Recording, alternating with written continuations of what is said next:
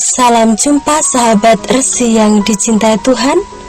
Jumpa lagi dengan saya, Suster Andrewina FCH dari Palembang dalam Resi Renungan Singkat. Bagaimana kabar sahabat semuanya? Semoga dalam keadaan baik dan sehat. Untuk mengawali renungan singkat hari ini, Selasa 29 November 2016, masa Advent pekan pertama. Marilah kita bersama-sama mendengarkan sabda Tuhan hari ini yang diambil dari Injil Lukas bab 10 ayat 21 sampai 24. Pada waktu itu bergembiralah Yesus dalam Roh Kudus dan berkata, "Aku bersyukur kepadamu Bapa, Tuhan langit dan bumi, karena semuanya itu Engkau sembunyikan bagi orang bijak dan pandai, tetapi Engkau nyatakan kepada orang kecil. Ya Bapa, itulah yang berkenan di hatimu. Semua telah diserahkan kepadaku oleh Bapakku, dan tiada seorang pun yang tahu siapakah anak selain Bapa, dan siapakah Bapa selain anak, dan orang yang oleh anak diberi anugerah mengenal Bapa." Sesudah itu berpalinglah Yesus kepada murid-muridnya dan berkata, "Berbahagialah mata yang melihat apa yang kalian lihat. Sebab aku berkata kepadamu, banyak nabi dan raja ingin melihat apa yang kalian lihat, namun tidak melihatnya, dan ingin mendengar apa yang kalian dengar, namun tidak mendengarnya." Demikianlah Injil Tuhan. Terpujilah Kristus. Sahabat Resi yang terberkati, sebelum memulai permenungan, saya akan coba membacakan sebuah cerita singkat dari salah satu keluarga di Jawa. Pada suatu hari saat itu akhir pekan, saya bersama keluarga saya mengadakan perjalanan untuk berlibur. Saya mengendarai mobil bersama keluarga untuk sampai ke tempat tujuan. Setelah beberapa jam perjalanan, akhirnya saya bersama keluarga sampai di tempat yang kami tuju. Kemudian, kami menikmati hari libur kami dengan duduk santai dan sambil bersenda gurau, bercerita tentang pengalaman sehari-hari yang sangat menggembirakan. Dan ada juga banyak orang yang duduk di sekitar kami.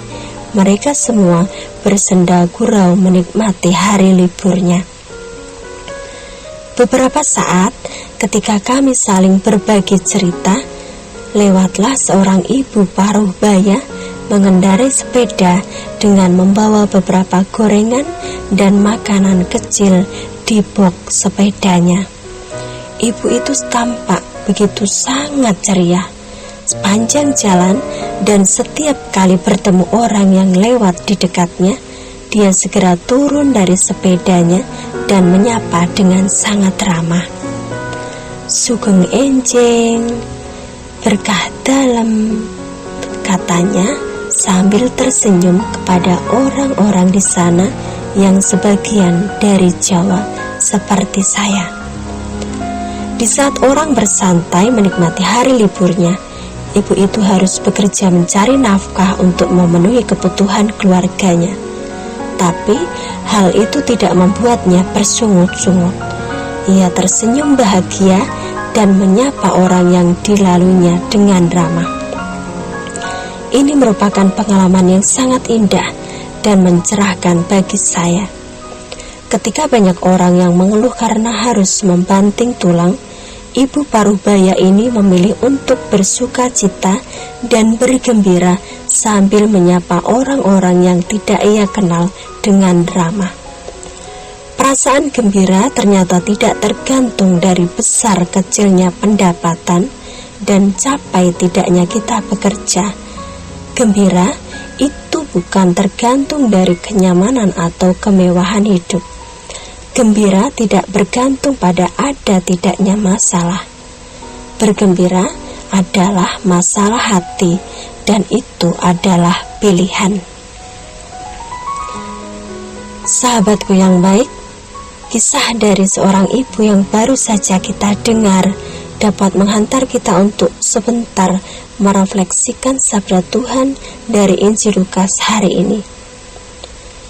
Bergembiralah Yesus dalam Roh Kudus dan berkata, "Aku bersyukur kepadamu Bapa Tuhan langit dan bumi, karena semuanya itu Engkau sembunyikan bagi orang bijak dan orang pandai, tetapi Engkau nyatakan kepada orang kecil. Ya Bapa, itulah yang berkenan kepadamu." Sahabatku, dalam hidup kita sehari-hari, kita bisa bergembira, kita bisa murung, dan bahkan kita juga bisa bersungut-sungut. Kita bisa tetap bergembira di tengah kesesakan.